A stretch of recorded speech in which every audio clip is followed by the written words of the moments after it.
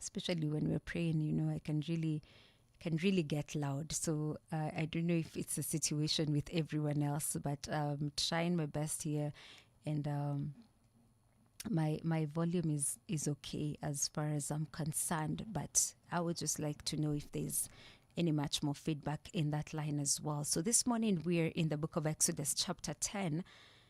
Just to also emphasize and let us know this morning that if your relationship with God is still pegged on what God does for you or what He will do for you, then there's still some levels that you need to get to, so that it's not your relationship with God is just your relationship with God. Just think about it when you have a relationship with a friend and you have that good companion that is your friend, that if anybody asks you, who is your friend, and you mention them, could be a good friend or it could be your sister, whoever it is that is your friend. It doesn't matter what they do for you or what you do for them. You guys are just friends. There's just a relationship there that is ongoing, that is not pegged on what they do or what they will do for you. But then there's always that knowing at the back of your mind, especially if you've cultivated that relationship for so long. There's always that knowing that, you can call so and so and they can come through for you. You can call them even at midnight and they can answer. You can call them. There are people who know or are in a place where if someone calls you at even 3 at night or midnight, you're going to answer because they're going to answer because they can never ignore your call. Now you've grown to that relationship. There's an understanding at the back of your mind of knowing that anytime I'm in need, I know so and so can come through for me. And that's just standard. But then you're not in the relationship because of what they can do for you or what they will do for you in future. If anything, you're just trusting that things will be okay forever. Now, that's the same situation it should be, and even much more with God. When you're in a relationship with God, it shouldn't matter what He can do, because again, He's the bigger friend. God is a bigger friend. So if you've cultivated that relationship with Him, automatically the hand of God will always be stretched out in your direction. So it's a very convenient relationship in the sense that you are in a relationship with someone that can actually do so much more for you than you can do for them. But then it should not be the reason why you are in the relationship with Him. It should be because you love Him. It should be because He saved you. It should be because you just want to be in a relationship with Him and just want to know Him. And the more you know Him, the more you will see His hand. You can never see the face of God and fail to see His hand. And so I pray this morning that as we're talking about being faithful, like we can be like these three men, who said, even if God does not rescue us, we are still going to be faithful to Him. He is King of kings. He is Lord forever. He reigns forevermore. So I pray that God is going to grow us into those levels. And in this season of August, as we dedicate ourselves to knowing Him, that we will know Him in such ways and even grand ways. And He will reveal Himself to us. We will have encounters, endless encounters with Yahweh as we just commit to Him as just the King of Kings, as the one who created us. I'm in the book of Exodus, chapter 10, and this is just I'm going to do a lot of paraphrasing. The word of God says this is a time where this man, Moses, has gone to Pharaoh, and God has said, let my children go so that they can worship me. That's the instruction. Tell Pharaoh, God says, let my people go so that they can go and worship me. And they begin a journey.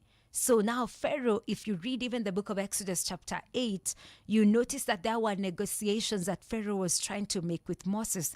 And so on this one, he says, Exodus 10:11 says, no, only the men may go and worship the Lord, since that is what you have been requesting. And Moses and Aaron were driven from Pharaoh's presence. That is what Pharaoh is saying. He's saying, Moses is saying, God says, let my people go so that they can go and worship me. Now, Pharaoh is negotiating and saying, I'm going to let your people go, but I'm going to just allow the men to go.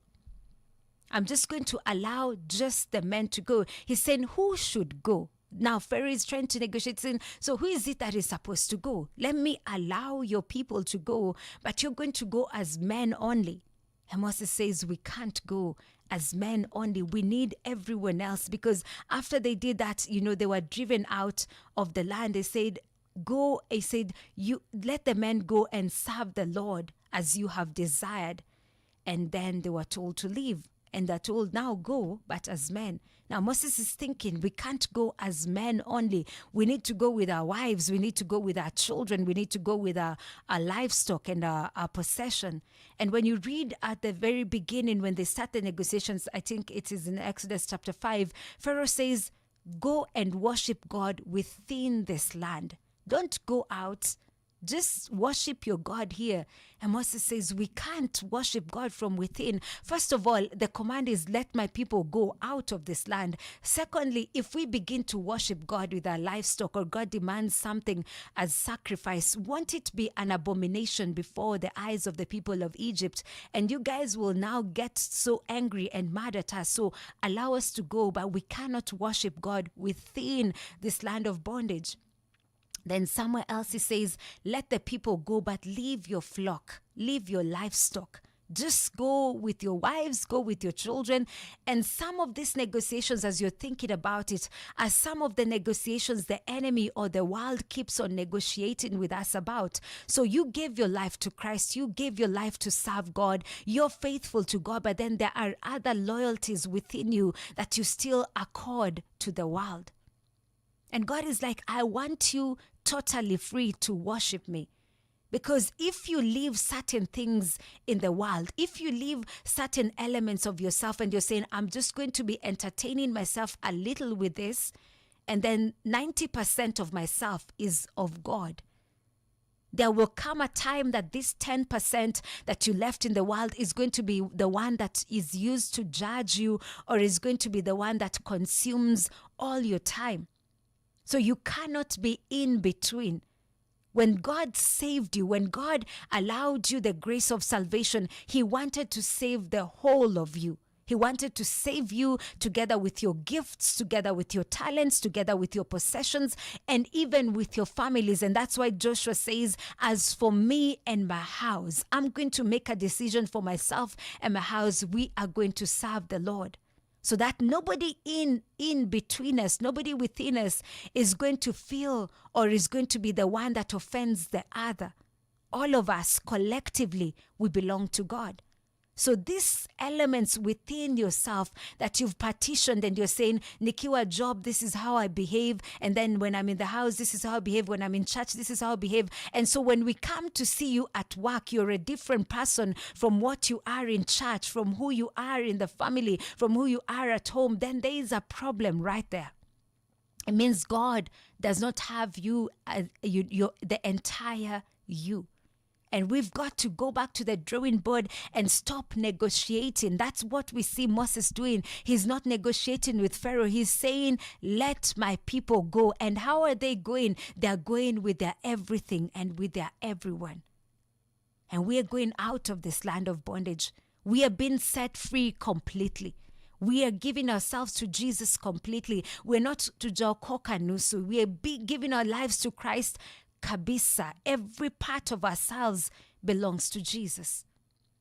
So everything has to bow to the King of Kings.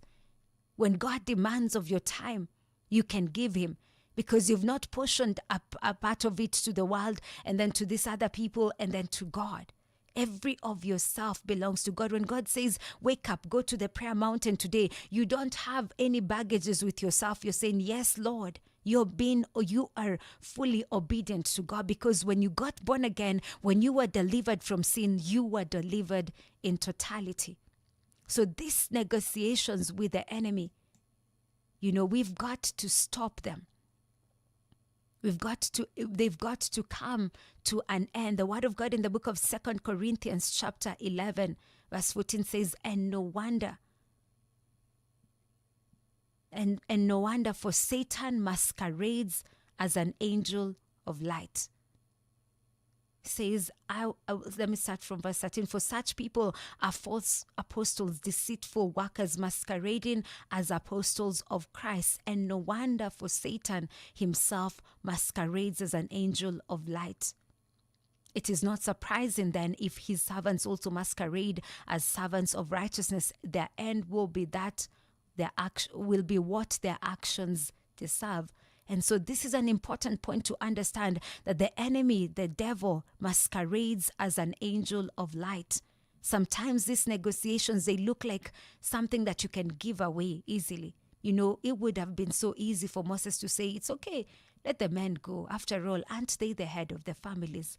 You know, it could have been, it looked like an okay negotiation because at some point Pharaoh said to him, don't go far. I'll let you go, but stay just around within.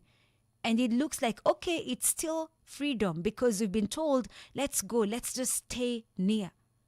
And it's easy when the enemy is masquerading as an angel of light for you to think whatever he's selling is still okay, but it's still deception. It's still an idol that he needs for you to bow to, and he takes your worship.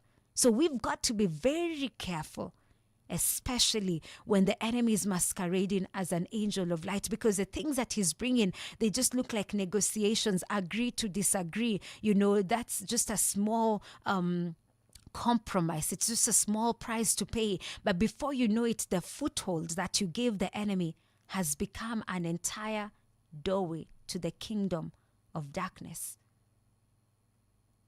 When Abraham and Lot separated, Lot went, and the word of God says he pitched his tent near Sodom and Gomorrah. That's where he chose to go and live and pitch his tent. But all of us know that when Abraham is negotiating, because the town of Sodom and Gomorrah are going to be destroyed, when Abraham is negotiating for his relative, he was in Sodom and Gomorrah.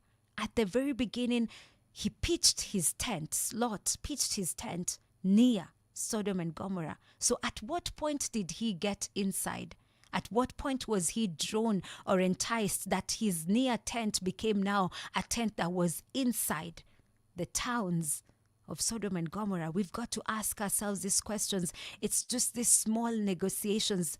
I'm not in sin, but I'm near it. I'm not entertaining the enemy, but I'm listening, and I'm not silencing his voice. It's those small negotiations that actually take away our faithfulness from God. So it's not outrightly you saying, I will not be faithful to God. Sometimes when the angel come and masquerade, when the enemy comes masquerading as an angel of light, you don't even know when you lost your loyalty to God. You can't even point exactly when you stopped praying like you used to pray.